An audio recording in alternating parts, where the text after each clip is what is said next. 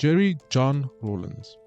Born June 22nd, I was born in June 22nd, 1947, in Accra, Ghana, was a pivotal figure in the nation's history.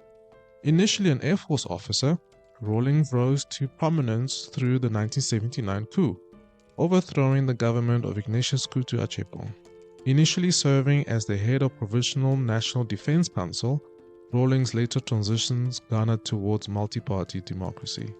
In his early years, Jerry Rawlings pursued mastering flight jet aircrafts, driven by a deep commitment to national defense and a desire to contribute actively to the country's military capabilities, aiming to enhance Ghana's sovereignty and security. His motivation was rooted in a sense of duty and a vision for a strong, self-reliant nation capable of defending its interests.